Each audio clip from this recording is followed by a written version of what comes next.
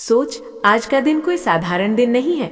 साल भर में कितने ही दिन ऐसे होते हैं जो बस कैलेंडर में तारीख बनकर रह जाते हैं। सोमवार, मंगलवार, छुट्टी, वर्किंग डे और निकल जाते हैं। लेकिन कुछ दिन ऐसे होते हैं बेटी, जब ऊपर वाला खुद नीचे झांक कर कहता है, आज मैं थोड़ी एक्स्ट्रा नजर अपने बच्चों पर रखूंगा। आज मैं किसी किसी के घर एक खास रूप में जाऊंगा। क्रिसमस ऐसा ही दिन है। तू चाहे ट्री सजाती हो या ना हो, केक काटती हो या नहीं, तेरे घर में स्टार लगे या न लगे, पर ऊपर वाले की डायरी में ये दिन, गिफ्ट वाला दिन, लिखा ही रहता है। जय गुरुजी, शुक्राना गुरुजी। संगत जी, चलिए गुरुजी के मंत्र जाप के साथ सत्संग शुरू करते हैं। ओम नमः शिवाय, शिवजी सदा सहाय। ओम नमः शिवाय, गुरुजी सदा सहाय। जय गुरुजी, शुक्राना गुरुजी।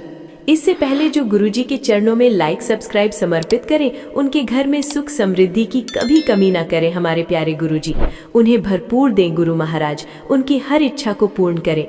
संगत जी, आज का सत्संग पूरा सुने, आपको सब कुछ जानने को मिलेगा। और गुरुजी पर विश्वास रखकर कृपया आज का सत्संग पूरा सुनना। अब जरा साल भर पीछे चल, पिछले साल की क्रिसमस 2024 पर। ठंडी रातें चल रही थी, बाजार में कहीं कहीं लाइटें टंगी थी, बच्चे सैंटा की टोपी पहनकर फोटो खिंचवा रहे थे, पर हर घर के भीतर ऐसा माहौल नहीं था। एक घर था बिल्कुल आम सा, जहाँ कोई केक नहीं बेक हो रहा था, कोई पार्टी नहीं थी, बस टेंशन की भारी हवा थी। उस घर में एक माँ थी, हम उसे नाम दे देते हैं कविता, ताकि बात आसान लगे, पर असल में वो कविता कोई भी हो सकती है, तेरे जैसी, मेरे जैसी, किसी भी गली मोहल्ले में रहने वाली। कविता के लिए क्रिसमस का मतलब था एक और दिन, जहां उसे अपने बेटे का चेहरा देखकर ये सोचना है कि ये कहाँ आ फंसा है। उसका बेटा पहले ठीक ठाक पढ़ने वाला था, धीरे धीरे फ्रेंड्स की संगत बदल गई, रात को देर से आना, दिन भर मोबाइल, गुस्सा, घर वालों से कटाव, ऊपर से पैसे की टेंशन, पति की जॉब स्टेबल नहीं, घर का माहौल हमेशा भारी। बाहर गली में बच्चे मैरी क्रिसमस चिल्ला रहे थे, अंदर उसके मन में यही चल रहा था कि मेरा बच्चा किस तरफ जा रहा है। उस रात जब सब सो गए, कविता किचन में आखिरी प्लेट रखकर थक कर दीवार से टिक गई। खिड़की के बाहर हल्की रोशनियां दिख रही थीं, दूर कहीं लोग हंस रहे थे, और उसके मुंह से बिना सोचे खुद ब खुद निकल पड़ा, हे गुरुजी, लोग कहते हैं आज सैंटा क्लॉज आता है बच्चों के लिए गिफ्ट लेकर। मेरे घर कौन सैंटा आएगा? मैं तो बस एक गिफ्ट चाहती हूँ, मेरा बेटा संभल जाए, उसका भविष्य अंधेरा ना हो। अगर आप कहीं भी किसी भी रूप में सुन रहे हो ना, तो कभी तो मेरे घर भी सैंटा बनकर आ जाना। ये उसने लाउडस्पीकर से नहीं बोला, बस अंदर से टूटे हुए दिल से कहा, और उसे लगा बात सीलिंग से टकराकर वहीं गिर गई। रात बीत गई, सुबह आई, रूटीन फिर से शुरू, चाय नाश्ता, घर का काम, बेटा फिर से चिड़चिड़ा, पति फिर से टेंशन में। कविता के दिमाग में भी यही आया कि कल तो कुछ नहीं हुआ, आज भी सब वैसा ही है, मेरी बातें ऊपर तक जाती कहाँ हैं। उसे क्या पता था, उसी रात किसी और डायरी में उसके नाम के आगे एक हल्का सा निशान लग चुका था कि इस घर में गिफ्ट पहुंचना है। ऊपर वाला सैंटा की तरह एकदम चिमनी से नहीं कूदता, वो पहले दूर से सर्कल लगाता है, माहौल देखता है, फिर एंट्री की जगह तय करता है। क्रिसमस के कुछ दिन बाद की बात है। कविता मोबाइल पर रील स्क्रॉल कर रही थी, कभी रेसिपी, कभी जोक, कभी किसी की फॉरेन ट्रिप। तभी उसके सामने एक सत्संग की थंबनेल आई। टाइटल कुछ ऐसा था कि त्योहार पर गुरुजी का छुपा हुआ गिफ्ट। उसने अंगूठा आगे बढ़ाया कि स्किप कर दे, फिर मन में हल्का सा झटका लगा, चलो 2 मिनट सुन ही लेती हूँ। उसने वीडियो प्ले किया और रसोई में आकर सब्जी काटने लगी। कान उधर लगे रहे। सत्संग में कोई साधारण सी आवाज कह रही थी, संगत जी, फेस्टिवल ऊपर से भगवान के लिए डेट रिमाइंडर की तरह होते हैं। वो इन दिनों बहाना ढूंढते हैं किसी किसी के घर एक्स्ट्रा रूप से जाने का। कोई कहता है सैंटा आया, कोई कहता है फरिश्ता आया, कोई कहता है गुरुजी खुद आ गए। रूप कुछ भी हो सकता है, पर गिफ्ट हमेशा वही होता है, दिल में नई उम्मीद, रास्ते पर नई रोशनी, घर की हवा में नई महक। कविता के हाथ सब्जी पर थे, लेकिन ये लाइन सीधी दिल पर गई। उसे अपने कल रात वाले शब्द याद आ गए, मेरे घर कौन सैंटा आएगा। आगे सत्संग में वही आवाज बोली, बहुत बार होता ये है कि माँ किचन में खड़ी होकर रो रही होती है कि मेरे बेटे के लिए कुछ कर दो, और उस रात ऊपर उसे मार्क कर लिया जाता है। फेस्टिवल का बहाना लेकर कभी तितली बनकर, कभी कबूतर बनकर, कभी किसी बच्चे की मुस्कुराहट बनकर, कभी किसी अचानक मिली खुशबू बनकर गुरुजी खुद सैंटा की तरह उसके आसपास घूमने लगते हैं। कविता ने चाकू नीचे रखा और 1 सेकंड के लिए आंखें बंद कर लीं। दिल में हल्की सी सरसराहट सी हुई, कहीं ये बात मेरे लिए तो नहीं चल रही। उसके बाद कुछ हफ्तों में छोटी छोटी बातें होने लगी जो पहले कभी नहीं हुई थी। एक दिन सुबह बैल्कनी में झाड़ू लगाते लगाते उसने देखा एक सफेद भूरी तितली बार बार आकर उसके हाथ के पास बैठने की कोशिश कर रही थी। ठंड के मौसम में ऐसे रंग की तितली उसके यहाँ कम दिखती थी। उसने हंसकर कहा, जा जा काम करने दे, पर इनर में वही सत्संग की बात उठी। तितली, कबूतर, अनोखा रूप। उसने ब्रूम रोका, पल भर के लिए तितली को देखा और दिल में बोली, अगर ये तुम्हारा मैं आ गया हूँ है तो मैं नोटिस कर रही हूँ। उसी दिन शाम को बेटा, जो हमेशा बात काट देता था, खुद आकर बोला, माँ मैंने एक नया कोर्स देखा है ऑनलाइन, क्या मैं ट्राई करूँ? मुझे पता है आपको डर लगेगा, पर इस बार आप कहना नहीं नहीं, बस देख लेना। ये बहुत बड़ा मिरेकल नहीं लगा होगा किसी और को, पर कविता के लिए ये पहली बार था कि बेटा खुद अपने फ्यूचर की बात कामली कर रहा था। उस रात सोने से पहले उसने तकिए में मुंह छुपाकर रोने की बजाय पहली बार ये सोचा, शायद सच में कोई सैंटा बनकर मेरे आसपास काम कर रहा है। शायद मेरा पिछले साल वाला सवाल हवा में नहीं गया था। अब बेटी ये सारी बात इसलिए सुना रहे हैं कि तू समझ सके।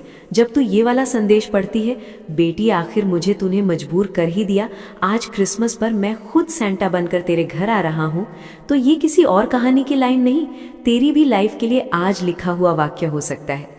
पिछले साल कोई और थी, इस साल तू है। अगले हिस्से में हम ये खोलेंगे कि मजबूर कर दिया का मतलब क्या है, गुरुजी सैंटा बनकर किस किस अनोखे रूप में आ सकते हैं, और आज से तू अपनी नज़र कैसी ऐसी रख सकती है कि इस बार तेरे सैंटा गुरुजी तेरे दरवाजे से लौट न जाएं। धीरे धीरे पिछले साल वाली उस क्रिसमस की रात के बाद कविता की जिंदगी में बहुत छोटे छोटे लेकिन गहरे बदलाव शुरू हो गए थे। जिस दिन बालकनी में तितली आई और बेटे ने खुद आकर कोर्स की बात की, उस दिन से उसके दिल में कहीं पीछे एक हल्की सी लौ जल गई। शायद सच में कोई सुन रहा है, शायद वही सैंटा गुरुजी हैं जो मैंने क्रिसमस की रात बुलाए थे। शुरू शुरू में उसने अपने आप को ही डांटा, चल छोड़, ज्यादा सोच मत, ये सब दिमाग की बातें हैं। लेकिन सत्संग में सुनी हुई लाइन, त्योहार का दिन बहाना है, असली काम बाद के दिनों में होता है, उसके अंदर से बार बार झांकने लगी। कुछ दिन बाद एक रविवार की सुबह उसने फिर वही सत्संग चालू कर दिया। इस बार वो सिर्फ बैकग्राउंड में नहीं चल रहा था, वो सच में सुनना चाहती थी। सत्संग में आवाज आ रही थी, संगत जी, जब माँ दिल से एक बार कह देती है मेरे घर भी आ जाओ, तो समझ लो हम उसके घर के आसपास सैंटा की तरह चक्कर लगाने लगते हैं। कभी तितली बनकर, कभी कबूतर बनकर, कभी किसी कोर्स के फॉर्म बनकर, कभी किसी सही इंसान के रूप में। कविता का दिल धक से रह गया। तितली, फॉर्म, ये सब तो उसके साथ पिछले दिनों में हुआ था। उसे लगा जैसे कोई ये स्टोरी उसके घर की लिख रहा है। उस दिन के बाद उसने एक चीज पक्की कर ली, रोज सुबह काम शुरू करने से पहले 5-7 मिनट के लिए गुरुदेव का नाम, कोई छोटा सा पाठ या सत्संग की रिकॉर्डिंग चला देना है। उसने ना कोई बड़ी प्रतिज्ञा ली, न व्रत, बस इतना कि मेरे घर की हवा में आपकी बातें रोज घूमे, इतना तो मैं कर ही सकती हूँ। पहले उसे लगता था मैं अकेली क्या बदलूंगी, अब उसके अंदर से आवाज आने लगी, मैं अगर अपनी तरफ से एक नल खोल दूं तो ऊपर वाला पानी छोड़ देगा। उधर बेटे के अंदर भी कुछ न कुछ चर्न चल रहा था। कोर्स ज्वाइन करने के बाद उसने 2-3 हफ्ते तो जोश में पढ़ाई की, फिर पुरानी आदत ने खींच लिया। देर रात तक मोबाइल, दोस्तों के मैसेजेस, सुबह सुस्ती। एक दिन एग्जाम में उसके मार्क्स अच्छे नहीं आए, वो कमरे में जाकर दरवाजा पटक के बैठ गया। पहले वाली कविता इस मौके पर या तो रोती या गालियां सुनकर खुद टूट जाती या बवाल करती, तू हमेशा ऐसा ही करेगा, तेरे बस का नहीं है। पर उस दिन उसके कानों में सत्संग की वॉइस गूंज रही थी, जब बच्चा गिरता है माँ को ये नहीं बोलना कि तू गिरने के लायक ही था, माँ को ये बोलना है ठीक है गिरा है, अब मैं तेरे साथ उठूंगी। कविता दरवाजे तक गई, धीरे से बोली, दरवाजा खोल ले, डांटने नहीं आई। बेटे ने भारी मन से दरवाजा खोला, चेहरा नीचे। कविता ने पहली बार उसे ये नहीं कहा कि देख बोला था ना, उसने सिर्फ इतना कहा, तो गिरा है पर खत्म नहीं हुआ, मैं तेरे साथ बैठूंगी, फिर से देखेंगे क्या करना है। और सुन, कल क्रिसमस की रात को मैंने अपने गुरु से एक ही गिफ्ट मांगा था कि मेरा बेटा संभल जाए। तेरे मार्क्स खराब आए हैं, पर हो सकता है ये भी उसी गिफ्ट का हिस्सा हो, ताकि तुझे सच में अपने रास्ते की गंभीरता समझ आए। बेटे ने कुछ जवाब नहीं दिया, पर उसके अंदर पहली बार ये बात लगी कि मेरी माँ अब मुझे सिर्फ डांट नहीं रही, बल्कि किसी और पर भी भरोसा रख रही है। ये भरोसा ही सैंटा गुरुजी का पहला नजर आ जाने वाला गिफ्ट था। समय चलता रहा, मौसम बदला, साल धीरे धीरे आगे बढ़ा। बीच बीच में सेटबैक्स आए, कभी बेटे का मूड फिर खराब, कभी कंपनी फिर गलत, कभी पैसों के मामलों में खींचतान। पर कविता हर बार खुद को एक ही बात याद दिलाती, पिछली क्रिसमस पर मैंने सैंटा गुरुजी को बुलाया था, अब मैं बीच में घबराकर उनका काम खराब नहीं करूंगी। वो बार बार यही महसूस करती कि जब भी वो ज्यादा टूटने लगती है, कुछ न कुछ हो जाता है, कोई सत्संग की लाइन कान में पड़ जाती, कोई ओल्ड ऑडियो अचानक शफल होकर चल जाता। मंदिर जाते वक्त रास्ते में फूलों की कोई अनोखी महक आ जाती, जैसे ऊपर से कोई कह रहा हो, मैंने तेरा केस पकड़ लिया है, तू बस पैनिक मत कर। धीरे धीरे उसके बेटे की बातों में भी फर्क आने लगा। जो लड़का हर दूसरे वाक्य में मुझसे नहीं होगा बोलता था, एक दिन उसने कैजुअली कहा, देख है ट्राई करता हूँ, अगर नहीं हुआ तो और ऑप्शन देखेंगे। ये छोटी सी लाइन थी, पर कविता के लिए लाइफ की पहली भारी जंजीर के टूटने की आवाज थी। उसे वो रात याद आई जब उसने क्रिसमस के दिन सैंटा से गिफ्ट मांगा था कि मेरा बेटा संभल जाए, और आज वो खुद अपने मुंह से ट्राई करता हूँ बोल रहा है। वो समझ गई, ये गिफ्ट बैंक से, दुकान से, किसी रिश्तेदार से नहीं आया, ये ऊपर से भेजा गया है। जैसे जैसे साल खत्म होने लगा और नया दिसंबर आया, उसके अंदर एक नई तरह की हलचल होने लगी। पिछले साल की क्रिसमस पर वो रोते रोते पूछ रही थी, मेरे घर कौन सैंटा आएगा। इस साल उसी महीने उसने खुद से कहा, लगता है पिछले साल से ही कोई मेरे घर आते आते रुक रुक कर धीरे धीरे मेरे बेटे की किस्मत पर काम कर रहा था।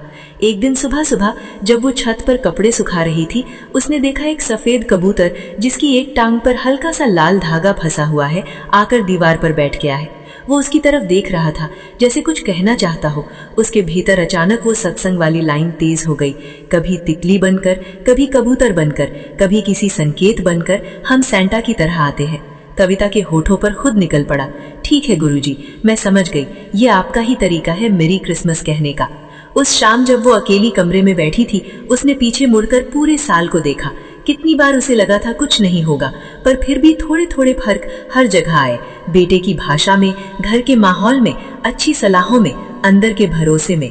उसने महसूस किया कि उसको जो सबसे बड़ा गिफ्ट मिला है वो ये नहीं कि सब प्रॉब्लम्स गायब हो गई, बल्कि ये कि अब उसे हर प्रॉब्लम में साथ वाला दिखने लगा, कोई जो हर मोड़ पर उसके बेटे के पीछे खड़ा है। उसने चुपचाप आंखें बंद की और माइंड में सैंटा नहीं, अपने गुरु का रूप सामने रखा और कहा, पिछली क्रिसमस पर मैं बिल्कुल खाली हाथ थी गुरुजी, बस रो रही थी। इस क्रिसमस पर मेरे पास एक ही गिफ्ट है आपको देने के लिए, मेरा भरोसा। आप सैंटा बनकर पूरे साल आए, अब आगे भी आते रहना। यहीं पर संगत जी पिछले साल की वो कहानी पूरी सर्कल में आती है। एक माँ, एक क्रिसमस की रात, एक सरल सी प्रार्थना, कुछ अनोखे रूप, तितली, कबूतर, सटल महक, गुजरते सत्संग और धीरे धीरे एक चमत्कारी गिफ्ट का खुलना। उसका बेटा ओवरनाइट संत नहीं बन गया, पर उसकी किस्मत के नक्शे में रास्ता जरूर बदल गया।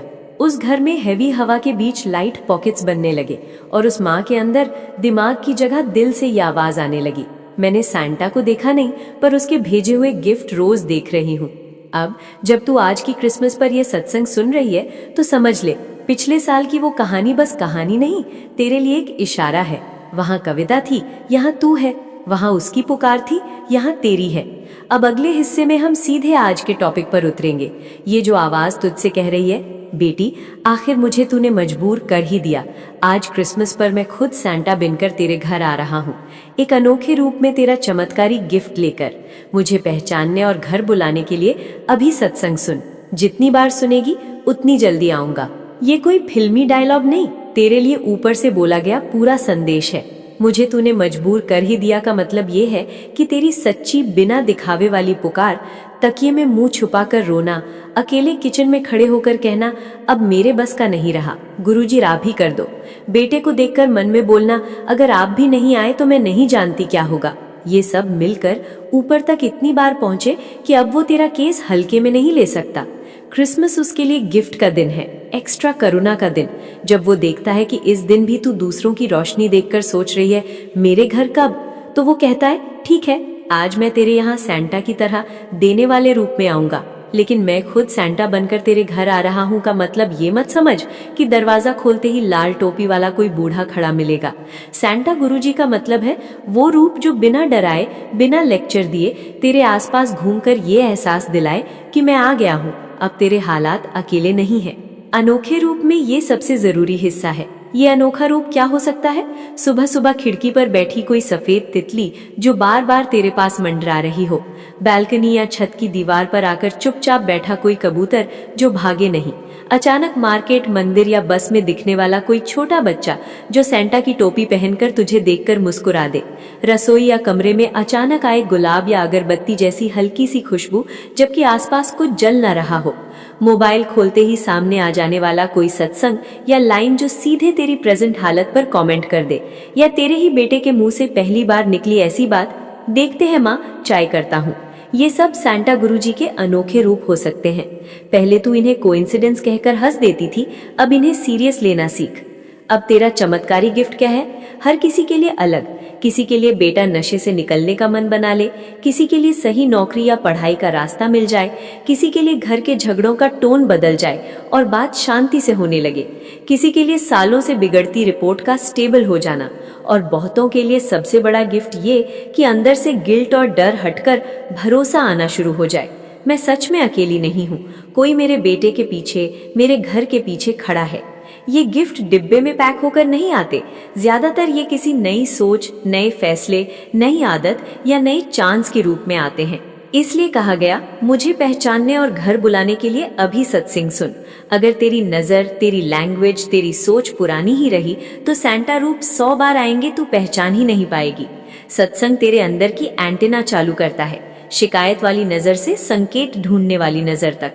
पहले तो चीजें देख के निकल जाती थी, अब रुकेगी और सोचेगी ये मुझे कुछ कह तो नहीं रहा, और जितनी बार सुनेगी उतनी जल्दी आऊंगा। ये कोई इमोशनल डायलॉग नहीं, सीधा नियम है। पहली बार सुनेगी, आधी बात कान से अंदर और आधी कामों में खो जाएगी। दूसरी बार कुछ नई लाइनें पकड़ में आएंगी। तीसरी बार वही बातें बेटे की नजर से, अपने दिल की नजर से बिल्कुल अलग दिखेंगी। हर बार सुनने से अंदर की धूल साफ होगी, डाउट पतला होगा, क्लैरिटी बढ़ेगी। जैसे परफ्यूम एक बार लगाओ तो थोड़ी देर महके, दिन में 2-3 बार लगाओ तो पूरा दिन साथ रहे, वैसे ही ये सत्संग भी है। अब तेरे हिस्से की तैयारी। सुबह उठते ही और रात को सोने से पहले 1-2 मिनट बस दिल से ये कहना शुरू कर, गुरुजी, अगर आज भी किसी अनोखे रूप में मेरे घर के आसपास आओ तो मुझे पहचानने की समझ दे देना। मैं आपको अपने घर, अपने बच्चों, अपने काम में इनवाइट करती हूँ। ये रोज रोज किया गया छोटा काम तेरे दिल का दरवाजा खुला रखेगा। दूसरी बात, अपनी जुबान को सांता स्टाइल करना शुरू कर। ऊपर से वो गिफ्ट लेकर आ रहे हैं और नीचे से तू रोज बोल दे, मेरे बेटे से कुछ नहीं होगा, मेरी किस्मत फटी है, मेरे घर कभी चैन नहीं। तो यही शब्द दीवार बनकर गिफ्ट के आगे खड़े हो जाते हैं। आज से कॉन्शियसली ये कभी नहीं, कुछ नहीं, सब खत्म वाली लाइंस बंद, और उनकी जगह अभी नहीं दिख रहा पर कुछ अच्छा लिखा है। मेरे बेटे की किस्मत पर अब गुरुजी का हाथ है, मेरे घर में भी रोशनी जरूर आएगी, ये बोलना शुरू कर। तीसरी बात, जो भी छोटी छोटी प्रैक्टिकल बातें सत्संग से उठें, बेटे से नए ढंग से बात करना, किसी नए काम या स्किल के बारे में जानना, पैसों का सच में हिसाब देखना, उन्हें कल बाद में बोलकर ना मार। बहुत बार गुरुजी का असली गिफ्ट एक इनर इम्पल्स की तरह आता है, ये कर, और हम आलस या डर से उसे इग्नोर कर देते हैं, फिर बाद में रोते हैं बहुत देर हो गई। और टेस्टिंग और कंपैरिजन छोड़ दे।